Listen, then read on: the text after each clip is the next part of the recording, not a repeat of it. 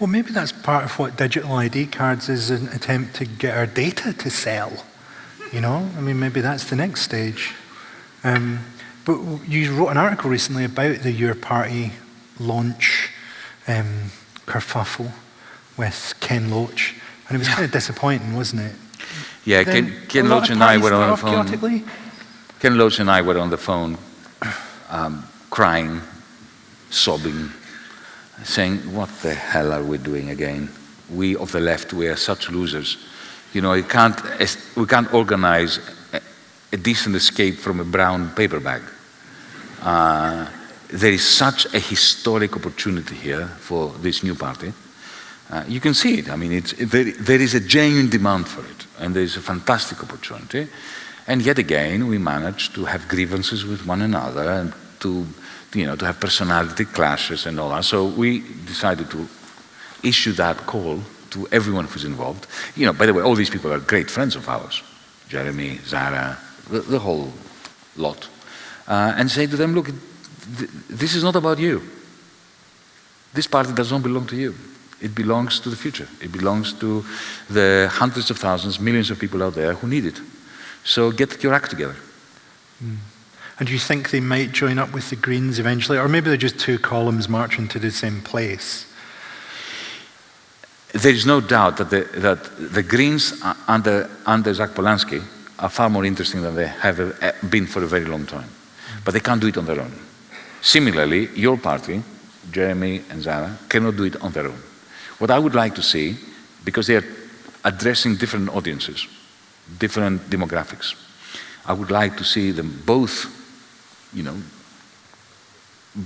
constitute themselves as serious parties with serious ideas to have serious answers to the pressing problems. So, for instance, Rachel Reeves is talking about growth. What are we talking about? How are we going to create good quality jobs in this country? What are we going to do with housing? How are we going to convince people that house prices need to come down and social housing needs to come up? And how are we going to institute it? Is there going to be a new public investment bank? What will the relations be with the Bank of England? I would like to see your party and the Green Party answer these questions or even pose them as questions. And then, once they have constituted themselves and they are up and running, then to form an alliance. Maybe even an electoral alliance. You have first past the post. It's really very simple. Let's agree that you stand in this constituency and I'll stand in that constituency. So that the Tories and the Lib Dems and Keir Starmer's former Labour Party do not get in. We need a plan. Well, great first half. We're going to have a wee break now, and then I think they're going to put up a QR code. If you've not had it already, they'll put up a QR code in the break. And if you go on that, you'll be able to send us a question, and I'll go through and edit them. And then we'll do questions. We'll talk for a wee bit, and then we'll do questions. Ask aggressive, difficult questions, okay? Yeah. Ask everyone. One of the things I meant to ask you about, was it, I was saying to you backstage, there's a thing sometimes where you get successful doing one thing when you're younger, and as you get older, you're kind of tricked into producing more of that. So you start off creating, and you end up producing, because people are going, do more of that thing that everybody liked. But then sometimes as you get older, you get to do different stuff, so it's a very different book. Did you find that liberating? Absolutely, absolutely. I used to write books for myself when I was an academic, books that no more than 20 people ever read, because they were so esoteric, they were just, kind of intellectual masturbation. It was. That's most academic books, right? And I wrote quite a lot of those books.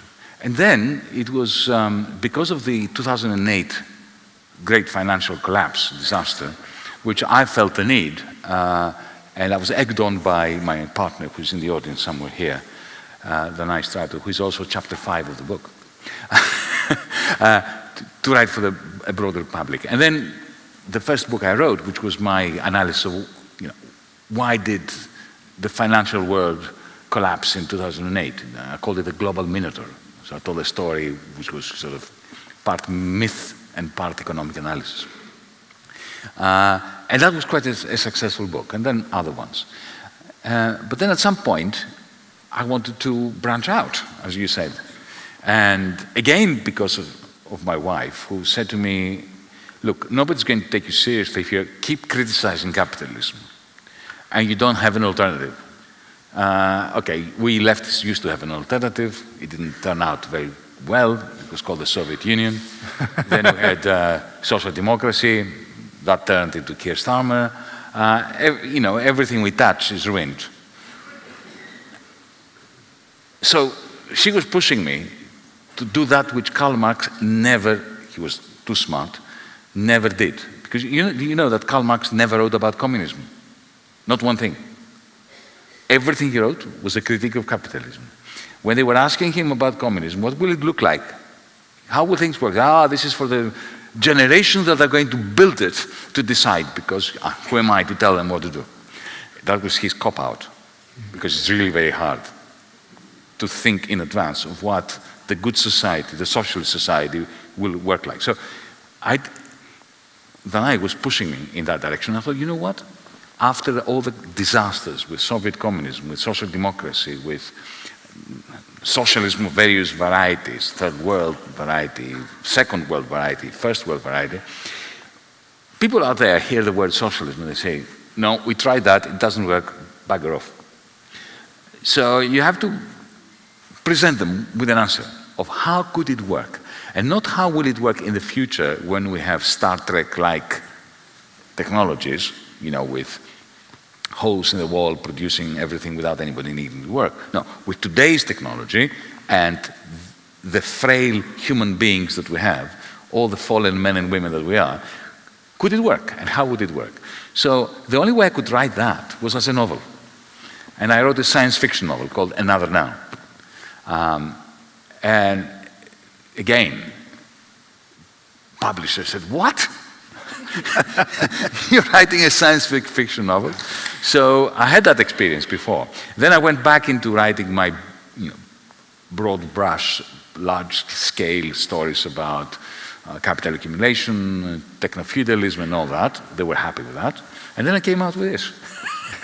And it was panic in the editorial rooms. It's always quite fun to panic a publisher, though, isn't it? It's our job to make them panicky. I love the story in the book as well of your dad and the signature that was demanded of him.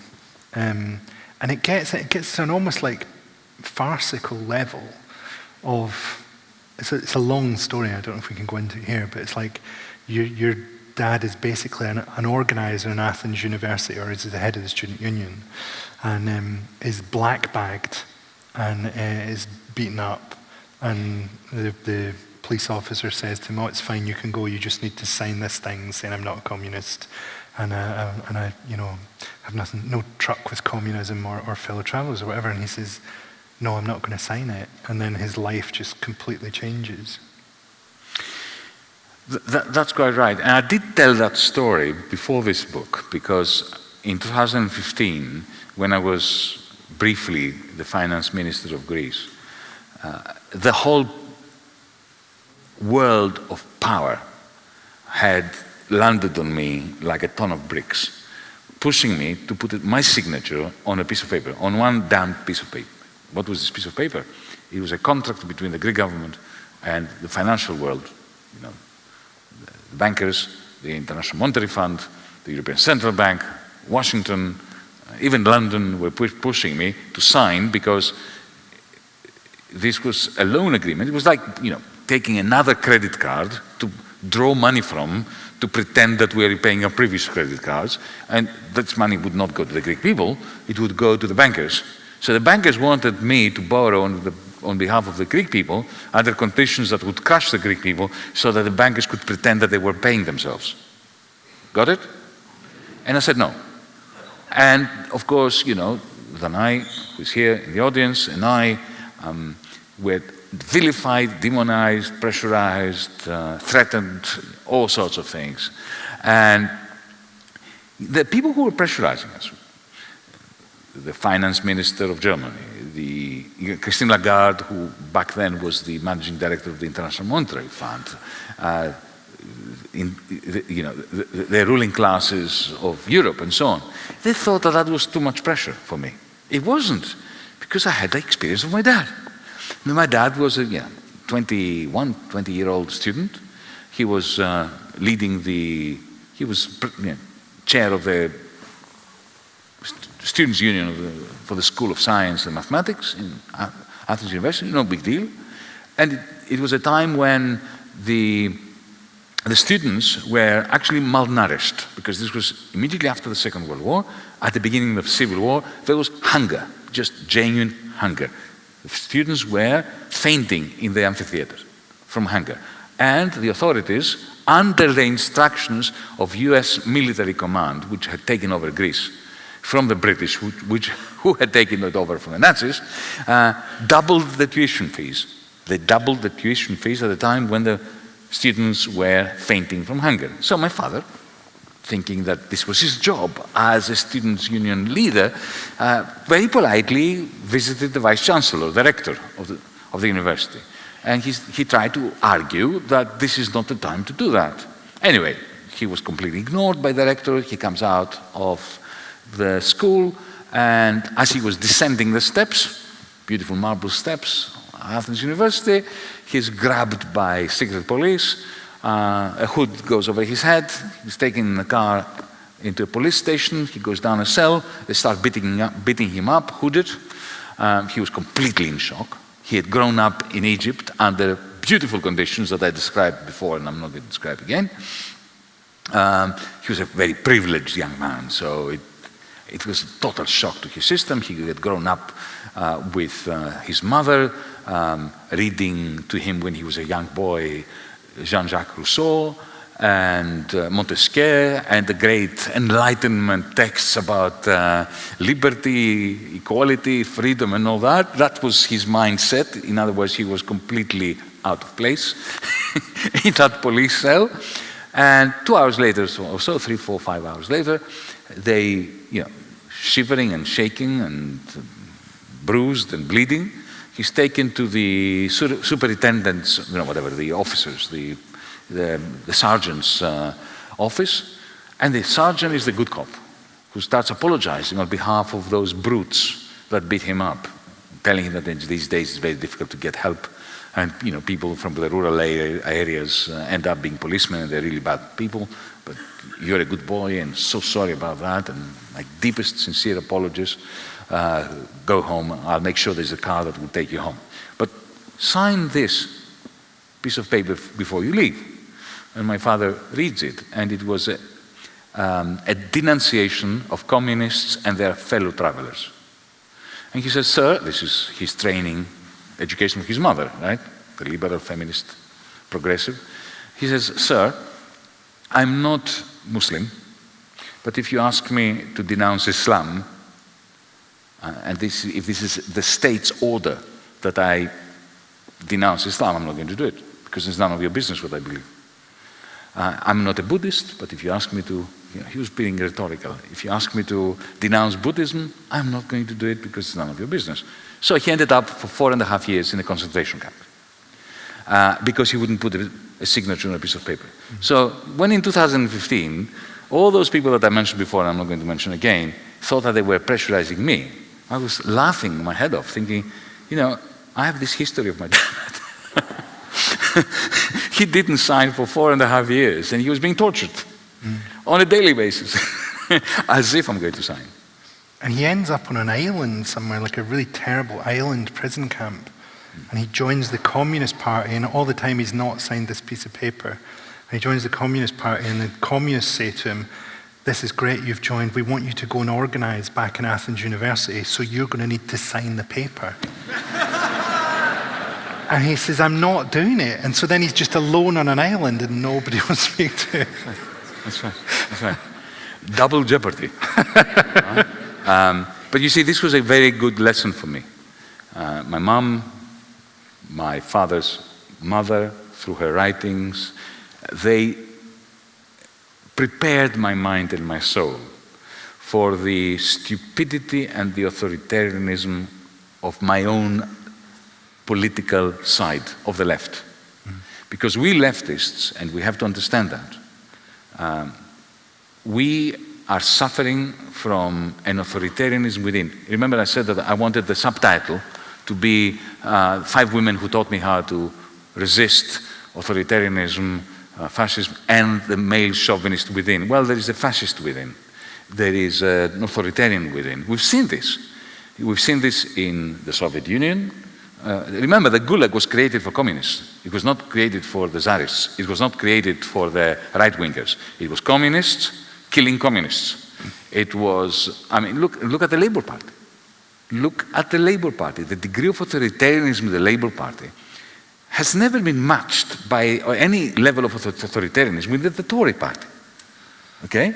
Yeah. In trades unions, in feminist organizations. My mother was telling me terrible stories about, you know, how power corrupts women within feminist organizations.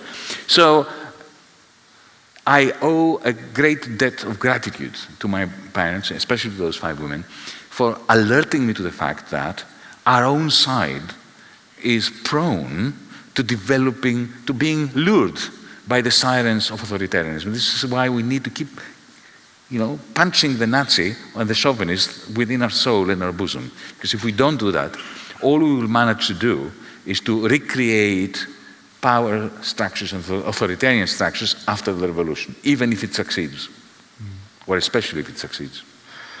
Talking of authoritarianism and stupidity, let's look at your questions. Scottish independence, should we, was just the first one. Most of these are anonymous. Should Scotland be independent? And is there a genuine independence you can have in the world anymore, I suppose?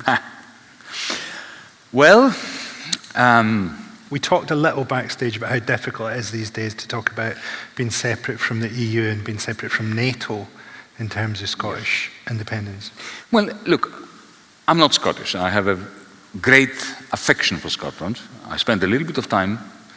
I was teaching at the University of Glasgow. I love this country. I wouldn't say this in England, about England. I would say it about Scotland. But I'm not Scottish, so it's not my job to tell you what you should do. Now, if I were Scottish, I would have definitely voted in favor of independence.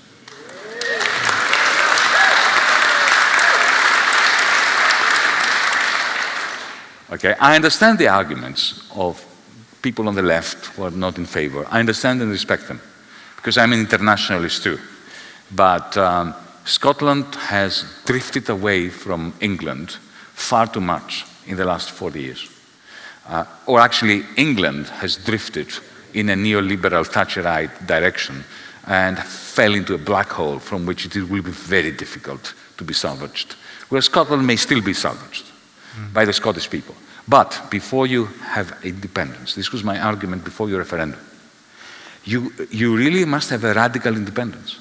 You know, Alex Salmond's idea that the path of least resistance to independence is to say, look, we will change nothing except that we will be independent. So we'll have the Queen or the King, we are going to have the English pound. And when I heard that, I'm an economist, I thought, what? You want to be independent and let the Bank of England, and when I asked him that because we were having conversations back then, he sought my advice, which he didn't like, so those discussions ended very soon. And you know, I said, look, I asked him, I said, how are you going? I mean, David Cameron and all these people say that if Scotland becomes independent, then you should forget the pound. And so how are you going to force the English to share the pound with you? He said, oh, because otherwise we are going to renege on the part of the UK debt, national debt. I said, are you serious? You're going to have a central bank which you are blackmailing to be your central bank when it doesn't want to be your central bank. Go out there and tell the Scottish people that. And that's it. Referendum lost. Yeah. And also, you know, our experience in Greece, we don't have a central bank. We have Frankfurt. Okay? We still have somebody represented in the council. Not that it makes any difference. This is just window dressing. But my stint in the finance ministry was all about regaining monetary independence in order to be independent. And if you're going to be serious about independence, you have to print your own currency. You can call it the Boyle. Why not? It may be volatile and a little bit sarcastic, but it will punish the people who deserve to be punished. Yeah, I mean, it gets forgotten now, but they had a white paper before the independence referendum which set out their economic policy, among other things. And their main economic policies were to fund more childcare to get more women back into the workforce, and to take away flight duty to encourage more tourism. And that was the future I think Salmond imagined, was you were going to have more people coming to golf hotels and more Scottish people working, changing the sheets. You know, it wasn't a real independence. So you become more like Greece, you mean? Yeah. You know, the waiters and the servants of Europe. But look, I think that an independent Scotland could work as a political project. For instance, it should not belong to NATO. It should not just blindly follow the warmongers in Washington, the genocide supporters in Palestine. I mean, the whole point of being independent is to be independent, so be independent. Yeah. I mean,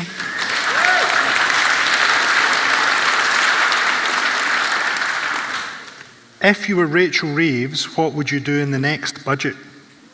I would commit suicide. If I were Rachel Reeves, my only way out would be to kill myself. Now, should I give it a serious answer? Yes, please. All right. Let's honor the questioner. I don't know who it is. Not if I were Rachel Reeves. If I was part of the government in London today, firstly, you don't talk about the budget. That's the last thing you touch. The first thing you ask yourself is this. We have a country which is stagnating. We have a country which is exceptionally rich, and a city of London which is a curse because it magnetizes huge quantities of liquidity, of money, into the circuits of capital, and all it does with it, it bids up asset prices and invests nothing in production. Good quality jobs, green energy, nothing. You have an electricity sector that has been privatized, and it's a cartel.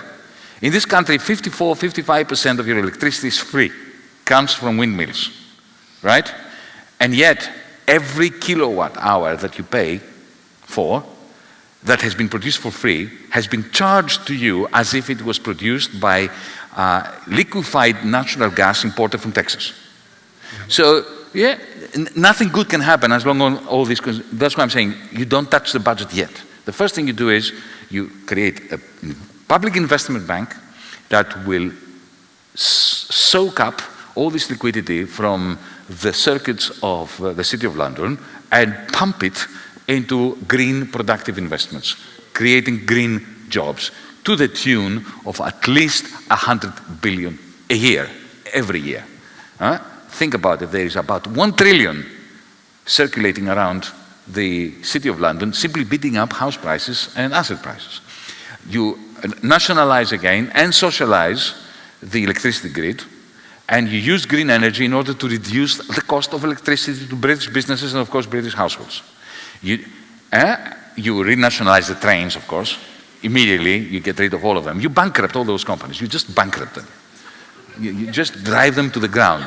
The water companies, the rail companies. You recreate a council house strategy so that 30-35% of the housing stock is socially owned and nominal rents so that people do not have to deal with commodified housing. Okay? And then the budget, it's not just a budget, it's a 5-year plan, and every budget is primed, it's optimized in order to bring that 5-year plan. Great.